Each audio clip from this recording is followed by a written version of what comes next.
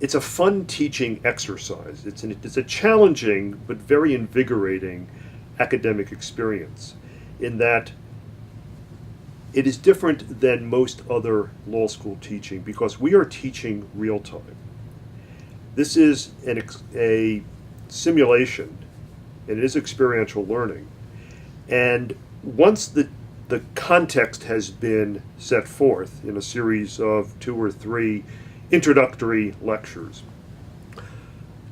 the teaching basically tracks the actual negotiation. And I've taught this course now probably 15 times, and no 2 classes are alike. Every class develops its own tangents, its own nuances, its own creative interpretations. And though the issues that arise are common between classes, you don't know the timing of when the issue is going to arise. The sequence is always changed. So in one class, one semester, you may be talking about joint ventures very early on, whereas in another class, you might be talking about the supply agreement early on, or the importance of the technology license. It makes the class extremely exciting because you are tracking the thought processes of the students and making sure that they have the tools that they need from the legal education side and the teaching guidance side to be able to make the negotiation as rich a process as it can be, and to derive from the experience all that they can derive. So the importance is knowing the issues, but being able to shuffle them and deliver the critical lessons as they arise during the actual real-time negotiation. What I'd add that as an academic's point of view on this is, the one thing that I found absolutely fascinating is that every time you teach it, as Jay said, no 2 classes are exactly the same, but there's always something that comes up that stimulates me thinking about the law and about my research in a different way.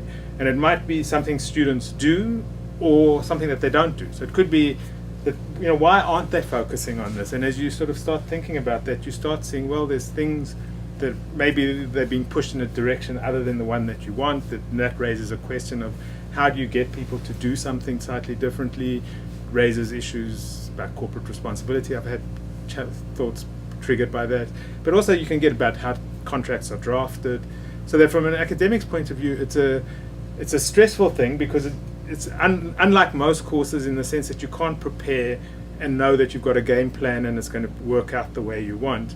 Here you can have a game plan, but the minute you walk into class, the student says something and that's the end of the game plan, or the communication from the other team pushes you in a different direction. But it's the stimulation of what happens in the class more than makes up for the fact that you have to teach it in a different way. And just to develop that theme a little bit, because as the practitioner coming to academics, part of my challenge has been, how do you teach what I do? It has caused me to have to break down the things that I do intuitively as having practiced for 30 years, and how do I explain it to a law student, a new lawyer, in a way that they actually can take away a skill and use it as a building block to become what I've become over the course of an entire career.